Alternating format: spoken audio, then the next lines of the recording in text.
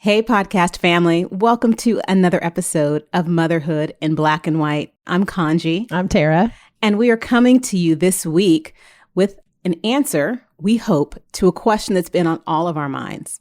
How we talk to our kids about what's going on in our country and the election cycle. Will you shut up, man? Listen, China ate your lunch, Joe. You're the worst president vice- America has ever had. Hey, Come Joe, on. I'm not here to call out his lies. Everybody knows he's a liar. I'm speaking. Well, I'm speaking. The important is you said the truth. I'm speaking. If you don't mind letting me finish, we can then have a conversation, okay? Please. Okay. Yeah. Yeah. And this week, Tara, you had an experience with sending your son back to school after 7 months, right? That's right. He went back to face-to-face learning this week. And so there's been an adjustment going on in a lot of our lives. What's going on with the news cycle and elections and face-to-face learning versus virtual learning and remote learning. How has the adjustment been in your household sending him back? Going back to face-to-face it's been good so far. I dropped him off that morning, and then when I picked him up that afternoon, he did seem pretty happy. He was like, I had a really good day. I got all my work done. He and I had been running really hot with each other for the last couple of weeks, so it was right on time. And he really enjoyed it. He seems really good with it. So I still have some anxiety about it. It still makes me really nervous, but I just, one day at a time will be better.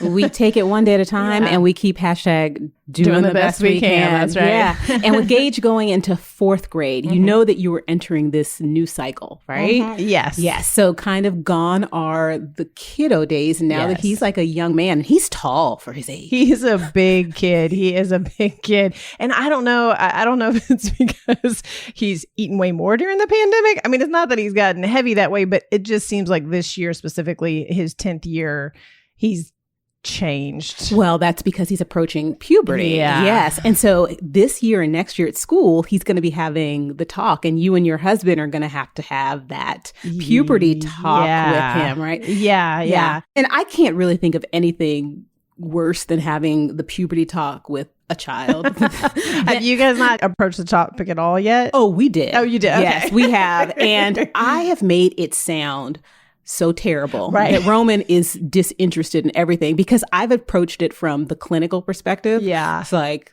these are the clinical terms for everything that's going on with your body. Right. And he said, well, Mommy, where do babies come from? Uh-huh. I said, well, we have to start at the very beginning. We're going to give all the way. We're going to give all of the details. Back. That's right. But what we say to him when we have the conversations, and I don't use baby words. They say, these are what the clinical words are for these body parts, and this is what's going on, and it's a normal biological function.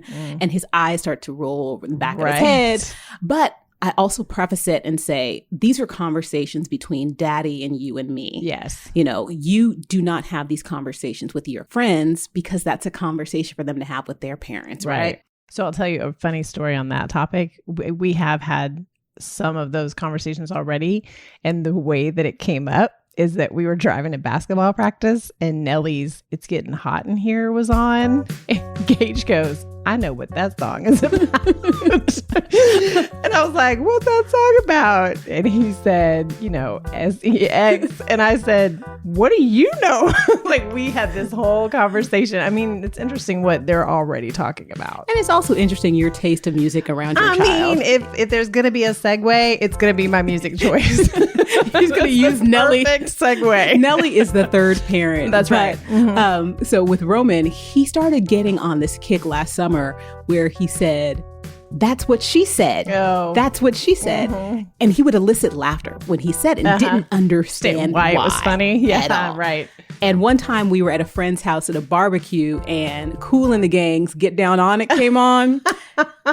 And I get down on it. And in between, without missing a beat, Roman said, that's what she said. And every adult in the house started laughing. Yeah. And he doesn't know why it's funny. He still doesn't know why it's funny. Attention. Yes, he got exactly. That's how kids are. So sometimes they don't know what they don't know. And what they know, they learn from us. Right. Yeah. So talking to kids about their bodies and biological changes. It's a lot. But what's even worse and what's even more is talking to our kids about what's going on with politics right now in our country, because we are just so divided. It's uncomfortable. It's uncomfortable. Yeah. And so to navigate the conversation about how we talk to our kids about politics and the election cycle, let's bring a guest into this conversation who is actually qualified to talk about this area. I realized after Gage had been home for so long that I really relied on school to have those conversations a lot. So I'm excited to have our guest on today.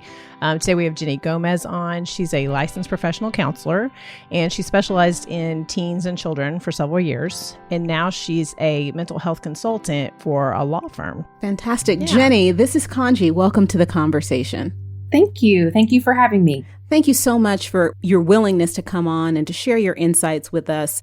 Is it safe to say that this is probably an area where parents struggle a lot with talking to their kids about what's going on with the politics right now? Yes, I think that is a very fair assumption. Yeah, there's a whole lot outside of just the politics. I think news cycles and specifically 2020's got plenty of information to share. And I know Kaanji and I have talked about this in the past with my son. I'm not always great about bringing it to him. I kind of wait for him to come to me. And do you think that's something parents struggle with, like how much to lay at their kids' feet? Yeah, I do. I think that's a good point. I think that there are some topics that as parents, we don't feel very equipped or comfortable talking about. Yeah. And so we kind of dodge that conversation and think, well, if they're not bringing it up, then I'm not going to either. The other reason for that is there's some topics that parents, all of us, are unsure, like, should I open this can of worms? Like, should I introduce a topic that perhaps they're not worried about? So do I need to create an issue for them if there isn't one already? Yeah. And so I think for those couple reasons, parents do kind of struggle with, when should I initiate a conversation about a topic if my kiddo hasn't brought it up themselves? And how do I do that? And then if they do bring up the topic on their own, how do I respond? Yeah, so let's maybe break that down a little bit. If a kid has not brought up this topic, what would you suggest parents say to their kids? And maybe we break it down even further and talk about kids by age group. Is that something that you would suggest, that there are different conversations that one has with younger kids versus middle school age versus high school age kids? Completely. I do think it's very different. I think the decision as to whether or not to discuss and have these discussions with your kids is age sensitive and developmentally sensitive. And then how you go about having those conversations and the words you use and how you approach it is definitely a developmental issue. And so if a kid hasn't talked to you about what's going on, what would you suggest that a parent says to these kids about, they're seeing long lines around the block as we're driving them to school. Mm-hmm. They're hearing people in their classroom talk about their parents early voted yesterday or last week. What would you say if they haven't broached the conversation with you? What kind of advice would you give to parents to bring the conversation to the table? I'm a big fan of looking for, when it's available, looking for teachable moments and looking for authentic opportunities to share that are real time with our kids. So, if we're driving in the car and see a line around a fire station and a bunch of people standing outside with signs, that would be a very real time, perfect opportunity to say, hey, look at all those people. Do you know what they're doing? Do you know what that's all about? And to be able to use that teachable moment in a genuine way, it feels much more authentic than sitting at the dinner table and saying, did you know that early voting started? Right. Yeah. And I think that, if we use that example, because the lines are so spectacularly long right now and very noticeable when you're driving by, a 4-year-old or a 5-year-old would see that and be like, why are those people standing outside? What are they doing? Whereas a 15-year-old, I'm relatively certain would know what that was about. Right. And the conversation would be different. But still, I think looking for those opportunities, it resonates more with kids because kids are very much in the here and now. And so it's easier for them to connect to that topic and have a meaningful conversation that implants in their memory when they can connect something that they're experiencing live as well as the dialogue about it. So when they're connecting the experience as they're experiencing it, what kind of tips would you give to parents about the type of conversation to have? Is it a conversation that has levity in it? Is it strictly factual? Do you let the kids lead it? What does the conversation actually sound like, Jenny? Well, I think it kind of starts with knowing your child, right? And some kids are very good in conversation. They can, some kids are very abstract and can process, kind of deep and more mature concepts. Some kids are very more surface level. Some kids are responsive when parents ask a bunch of questions and engage in a conversation. Others do much better when it's initiated by them. And so I feel like you have to take the lead from your kiddo. And, if you feel compelled to have a conversation and you're driving by, to use our example, the fire station with a long line around it, if you have a child who typically engages in long conversations, then I think you can kind of be like, wow, check that out. Look at all those people. How cool. And then let them have a chance to respond. I think, and if they're in a good place and they start responding, then you respond too. I think that I will always say that if you're looking for a conversation that's going to be meaningful and productive with a kid, listening and letting them have a chance to respond and feel empowered in the conversation will get you a whole lot farther than the, Charlie Brown teacher lecture, wah thing. Because they just shut down and they tune out. And so to give open-ended conversational questions and kind of present things about like, wow, I have never seen that many people out to vote before, especially not on election day itself. And wow, what do you think about that?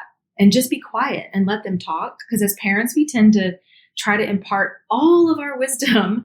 And in that, we drown out their voice.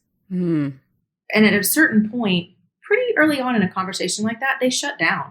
They're not going to be listening to you. They're zoned out. So if you want them to listen, if you want to have a meaningful connection, which I think is what we're all looking for, that's an important part of it, is taking their lead, watching their nonverbals and their body cues. If they visually look like they are done and checked out, table it. Don't continue to try to shove it down their throat. Oh, that's such good advice. That's very good advice. Well, what happens if your kid's voice is different than your own? Ooh, that's a good question. That's a good question. Sometimes I think that what I've heard from people with older children is that maybe the leanings of their children may not be those that they have. Yeah. And what I say often is I try to share with Roman, my 11-year-old, I try to share with Roman information without sharing my perspective. Right. So it doesn't cloud his perspective on things. So we do have a whole generation of kids that may have a different voice than their parents in terms of politics. What advice would you give to parents who may encounter that situation? Yeah. I think that you are so wise to handle it the way you have. And I think that you are the exception on that. Because I think that most kids, in my experience, both personally and professionally, adopt the belief systems of their parents until they're at an age to start individuating from their parents, which is when you start seeing teenagers becoming ready to separate and, kind of go to college and forge their own path. And that's an age where we really do start to question developmentally, do I believe what I believe because it's what my parents have always said it's what we believe and what I should believe? Or do I believe what I believe because I believe it? Right. And if something has changed and shifted, that's usually when you see kids start to really reevaluate that and make changes. And so I think historically that has typically happened in senior year in high school and above. I think because of social media and the exposure our kids have to information. Yeah. I also think that given how publicized, how polarized, how talked about politics are right now, kids are talking about it more amongst each other. Yes. Right. And most kids I'm aware of are adopting what their parents say. I have had a couple kids that I'm aware of who have kind of made their own decisions and do have a differing opinion from their parents, which I think is pretty unique and pretty cool for that kid just to be able to say how they feel. And I also think it's a reflection on their parents that their parents are able to hold space that my child and I can have a difference of opinion on this and that's okay. But I think as a parent, you have to take a step back and go, okay, well, what is my big picture goal here? As a parent, we want our kids to be healthy and well-adjusted and be intentional about making good decisions and thinking through things. And if the place that they're at currently doesn't match up with your political beliefs, I challenge parents to be able to take a breath. It's not the end of the world and it's going to be okay. And also to realize that especially with adolescents, they are the best at engaging in power struggles. Yeah. Yes. Contrarian. Yeah. If your ultimate goal is for your kid to be on the same page as you are, if that's your goal, getting into a power struggle with them during adolescent years is only going to self-sabotage your goal. Yeah. They'll just Jenny. dig in harder. Jenny, we probably should not say this with both Tara and I on the verge of having adolescent kids. Scaring us off. Don't scare us. But what you just shared with us, and we touched on this a little bit earlier, we have this playing out in the media with a kid who's on TikTok who is very publicly asserting her independent viewpoint from her mother, Kellyanne Conway, even also from her father. Yeah. Mm-hmm. And we see this, and I think a lot of what you said just resonated with me now because she's an adolescent, and that's a lot of this power struggle. She's doing it publicly. She's asserting her own beliefs, and some of what should be happening behind closed doors is not. Mm-hmm. Is there some advice that you can have with parents? And before you joined us this evening, I shared with Tara that when I have the conversation about boys' bodies with my son, I make sure that we say, this is a conversation we keep behind closed doors in our house. Right. Like, it's not your place to tell any of your friends what we discuss here. That's for them and their parents to talk about. Mm-hmm. How can we keep these conversations offline or in our homes? Or would you even suggest we do that? I highly suggest that we do that. And again, there's several reasons why, but one of the reasons is that this election season, and I think this season that we're in right now, 2020 and all the glory, is that everybody's so dug in, right? Right. And people are very passionate and some very aggressive about their beliefs. And so it kind of goes back to the old adage of, you're most likely not going to change my mind, and I'm most likely not going to change your mind. Yeah. And so getting into a aggressive or heated or potentially escalated to an ugly conversation is ultimately not going to be good for our relationship and not really productive. Every now and then, there's an opportunity, I think, to connect with somebody and really ask helpful, interested, I really want to understand your beliefs and why you believe and how you can, how do you see these things fitting together? And I think that I'm thrilled when I see that happen. I saw it on my cousin's feed the other day and I had to go back and read it like 3 times. Like, did that really happen? Like, the way that went down was so healthy and appropriate. Yeah. I never see that. And so I think that when you have conversations about politics or some of the very strongly held belief systems that are being discussed a lot right now, people feel very passionately about it. Kids overhear it, or they're part of the conversation directly. Yeah. And then they regurgitate it. But they do not have the developmental construct to be able to handle what may come their way when they put it out there. And they also may not put it out there with much grace because they heard a passionate conversation happening with 2 like-minded parents probably at the house. And then they go to school and share it with that much passion to a crowd of people they may not have a shared belief system with. And so it may come back at them. There may be significant backlash. Mm-hmm. That's one reason I think it's just not helpful. And the other thing is, most adults, the vast majority of adults, really don't understand the complexities of a lot of the political issues on the table.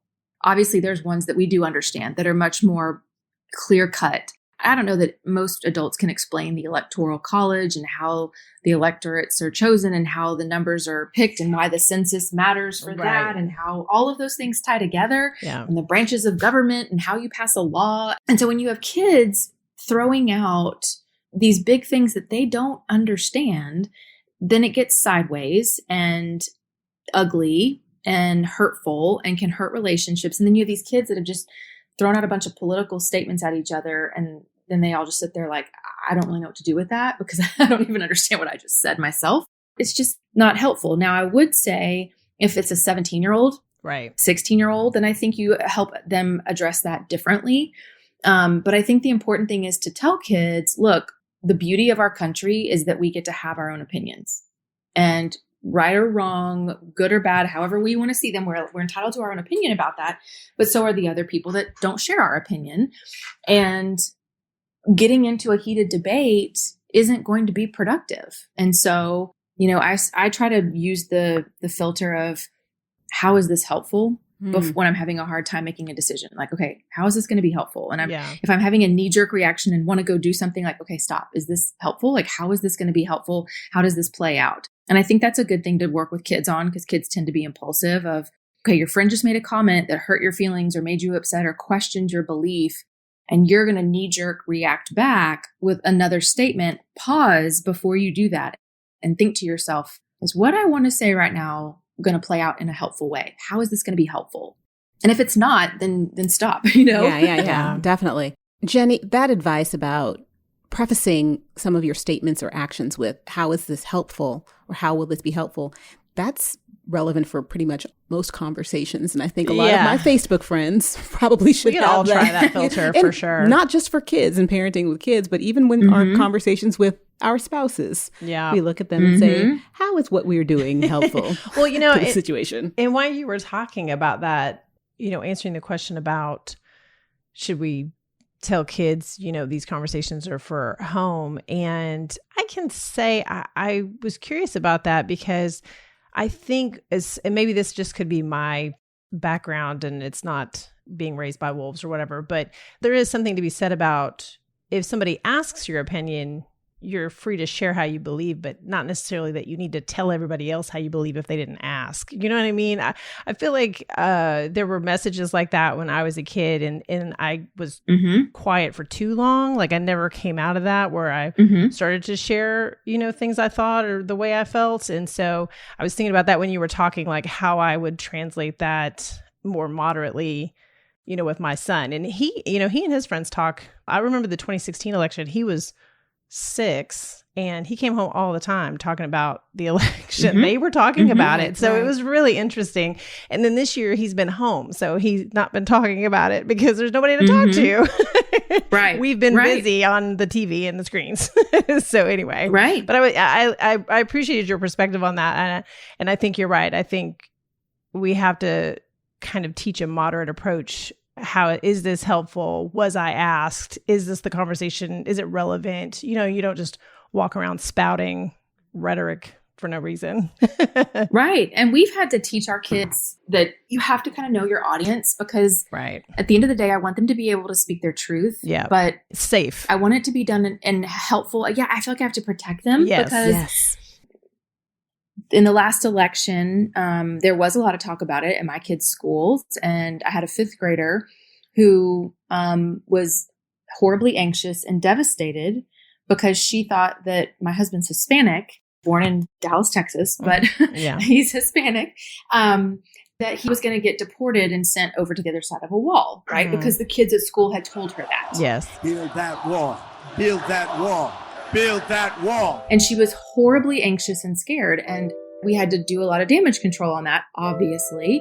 But I had a kid in tears and really, really worried because of things that 11-year-olds had said. Right. And so I tend to be protective, right? Number one of my whole world, what's my biggest job is being mama bear and protecting my kids. Yes. And so I want them to speak their truth, but I want them, one of the things we talk about is, I'm not going to convince somebody else politically that they're wrong or that I'm right. So I tend to only really talk about my political beliefs when I know I'm in like-minded company, because I don't really want to get into an argument that's not going to end well and hurt a relationship probably. All that to be said, that to me, that's different than if I see somebody being hurt and somebody's being ugly and bullying or wrong or bad, like I do teach them to step up to that, and you need to call that out and protect others. But we've had to kind of coach our kids on, if somebody directly is asking you, and my experience is that adolescents are asking to kind of provoke and instigate. Right. When they ask those questions, and we've role played ways to kind of nod and smile and be like, oh, that's, I'm not voting this year, so my mom and dad are in charge of that. And we've had to kind of role play that because we've had conversations go very poorly in the past. And so I get that. But I do want them to learn, when is it important to stand up? This parenting job, this is hard. So hard. There's a lot. And the thing about adolescents is the older they get, my mom always said this, the older they get, the more gray area you have. I get that. And when they're little, it's very black and white in terms of like, we don't jump on the couch. Yes or no. We don't feed them ice cream for breakfast. Yes or no. Yeah, it's very clear. And then the older they get, you're like, don't really know what the right answer is here. Right. If they're making this face, it's okay. But if they look at you this way, it's not okay. Yes, definitely. Right. Tricky. Well, you are very fortunate to have your background. And so you can always use your psychological expertise with your daughters. And you mentioned, well, I want to take it back to your personal motherhood journey and experience. So you do have 2 little girls. They are in 6th and 8th grade, correct? Mm-hmm. Yes, ma'am. So share with me a little bit about some of the things that your girls are interested in and some of the joys that you've experienced in 2020, just so we get to know you a little bit more. Well, I love talking about my kids. So they are, like you said, 8th and 6th grade. They both are dancers and spend a lot of time at the studio, which has been really important part of their world to have, other healthy role models and exercise and a purpose and being part of a team. And they have dear friends, and their dance director is like a second mom. And it's been it takes up a lot of time, but it's been a really good thing for them.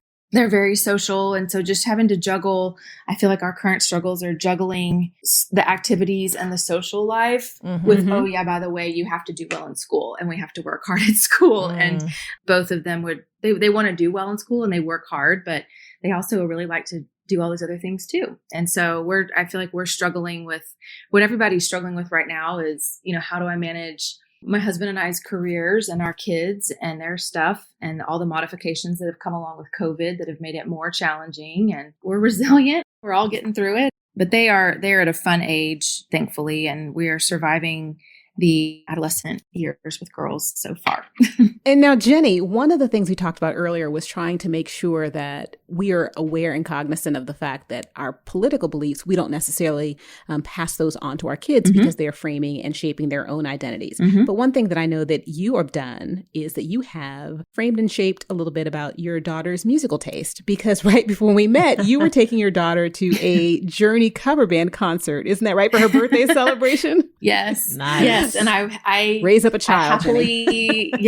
I happily influenced like 25 other kids too. And I was really proud of myself for that. Yes. So, as the 40-something mom crew, we're like, good for you. That's the right move. We have to teach all of our kids about Steve Perry and Journey because they were amazing. Yes, 100%. 100%. And I was listening to y'all's podcast the other day and was thinking about Snoop and totally how my kids know like 90s rappers because that's what's on my like playlist. Right. And, so yeah, we have to train them well. I mean, it's important. And it's important when you are struggling with an area that you personally don't feel that you have knowledge is rely on the professionals. Like that's why Tara and I wanted you to join the conversation and join our family, because this is a space where we're having these conversations. Our friends are having these conversations, and we know that you're having the conversation. So listen to licensed therapists and licensed counselors who are in this space, and please get their opinion before you're tackling the tough stuff. We're not doing this alone, right? No, we're all in this together. And I think all of us, even therapists ourselves, when it's our own kids, there are moments that I'm at a loss and call a friend who's a therapist, phone a friend and say, where am I missing? What am I not seeing here? Because it's when it's your own kid, it's hard to see the forest through the trees. And it's really easy for me to usually help other people's kids. But with my own, sometimes I have to kind of take a step back. Yeah, I mean, we're all in this together and we all ultimately are moms first and want to support our kiddos and support each other. And so, I always encourage parents that if they're having a tough time, don't feel judged. Like, don't be afraid to ask for help. It's hard. Being a good parent is really hard. And being a good parent should be hard. I mean, it means you're really working hard at it to do a good job. And I think it's also, yes, reach out to professionals if you ever feel like you need help and guidance or your kiddo is struggling. Listen to your gut. Don't wait too long. I think it's always a good idea to have that connection. But I also think if it hasn't quite reached that point and you're just kind of having some stressors, I think it's very validating to other moms to reach out and be like, oh my gosh, this morning was horrific. Yeah. Because I think sometimes parents think that, well, it's just me that's having a hard time. And it's not. Right. It's not at all. And so I think it's just really an opportunity to validate others and connect and get, support from other moms and parents. And know when it's time, to ask for help and take it to the next level. And there's, thankfully lots of clinicians who can be helpful with parenting and kiddo and teen struggles. Yeah. And so make sure that you just stay connected to your network and make sure you surround yourself with other moms who are Just hashtag doing the best we can. Doing the best we can. Yeah. So before we wrap up Yes. this episode, Jenny, a couple of questions for you. We talked about the Journey tribute band. What is your favorite Journey song of all time? I'll tell you a funny story. So it's, I always say that it's, so I was a dancer in high school as well. In my senior solo, I danced to Journey, and I danced the song So I Turn to You. Open Arms. But it's actually, Open Arms. But it's actually So I Come to You with Open Arms.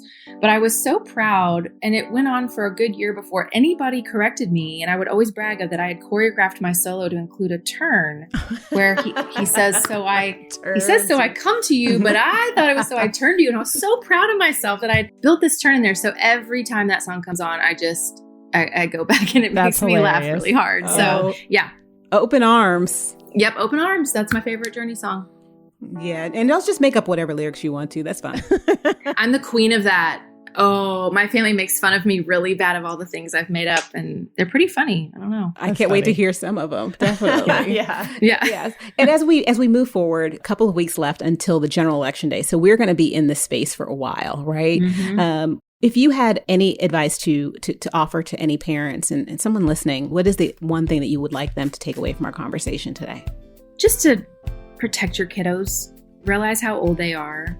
Even 15-year-olds, they're not little adults, and they can only process what they're developmentally capable of, and protect them from themselves, protect them from too much data input that they can't process.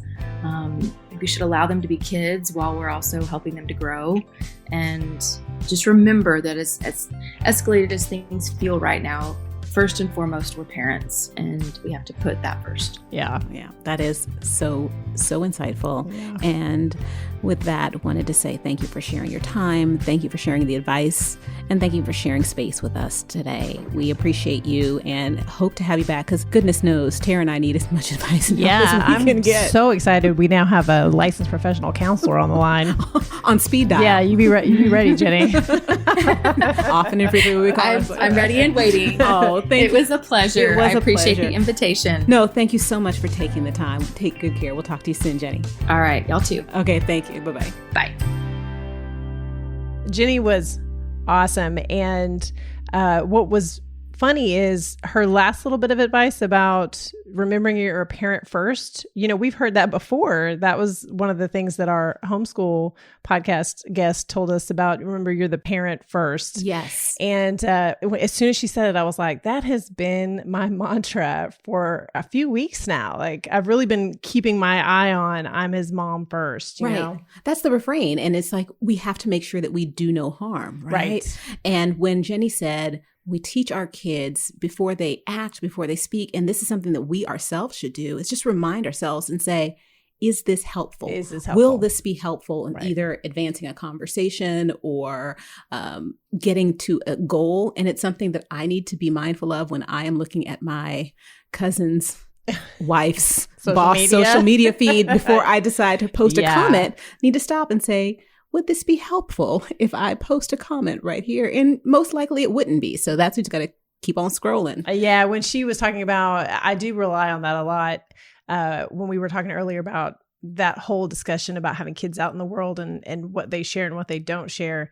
And I run that filter quite a bit. I mean, as she said, you're not going to change someone's mind. You're probably not going to convince them that you're right. So, you know, is what you're going to share actually helpful, or is it really just trying to force an agenda, right? Right. So very good points. And as we said to Jenny, we have a couple of weeks left in this election cycle, right? Mm-hmm. And it's likely that there's going to be a lot of rhetoric. There's going to be a lot of conversations that are being held around our kids. Yeah. And the best course of action is just to let them take the lead, but also not to ignore what's going on. Right. To, you know, speak up when we're seeing something and let them kind of come to us and be a safe place for them to work that stuff out. Exactly. So that's what I'm going to take away from this conversation. And I'm just going to continue to hope that we find a way of healing our country, because the divide, it's growing every single day, and it's just not helpful. It's not, you know, and voting season just turned the volume up so high. Yeah. Well, in this year. Oh, definitely. This year by itself. It's Everything. called 2020 high volume. It's just like the way you keep the volume in your car. That's right. That's right. 2020. What is it about 2020? It's on high just volume. like the volume in Tara's car. That's right. Yeah, it's okay. So before we wrap up this episode and head into another week, let's go ahead and change our mindset and let's think about going forward. What will your word for the week be going forward? My word for the week, and this is going to sound a little rough, but my word for the week is just going to be survival. I'm really anxious with Gage back in school, a little bit more anxious than I thought I'd be. And I've got a lot going on at work. It's going to be a bumpy week, and I know it's going to be a bumpy week. So I'm just going to #do the best I can and survive it. Are you going to have Destiny's Child on repeat? Probably. Nothing wrong with that. Nothing helps survival more than some Beyonce beats. Okay. Nothing gets me through a bad week more than Beyonce. How about you? What's your word? My word for the week will be synchronicity. Oh, I like that one. And not Synchronicity, the Police album. See, like how I'm taking it back to like segues with the music thing. 70s rock. But we know synchronicity means the simultaneous occurrence of events, which appear unrelated, but actually do have some sort of a connection. And with what's been going on in 2020, there have just been so many events that have been going on in my life. Yeah. And I'm just learning how to be more aware and more acutely connected with people and things. And the synchronicity, it's kind of overwhelming at times. The way things line up. Yeah, the way things just line up. I get so that. Kind of like the way that you came back into my life. That's right. And how we ended up here together on this show. It's just like a perfect fit. Exactly right. Our producer probably wouldn't say so. No. That's because you're his favorite. Not today. But Podcast Fun, we want to hear from you. Like, what is your word for the week going forward? Message us. Let us know and know that we will be rooting for you for success, survival, synchronicity, and always love going forward. So yeah, message us. We'll respond. And we'd love to hear from you. Yes. Thank you so much, guys, for joining us for another episode. You can interact with the show and share with us your word for the week on IG at Black and White Momcast. You can listen to the podcast, of course, on Apple and on Google. You can subscribe to us, and on Spotify, you can follow us. We're on Amazon's podcast platform.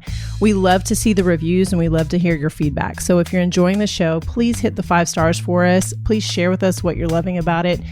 We read every single one of them and we love them so much. Thank you so much. Thank you so much. And before Tara and I go our separate ways, journey song, you like that? We just wanted to make sure that you know, we hope that you take good care. Bye-bye, family. Mr. Vice President, I'm speaking.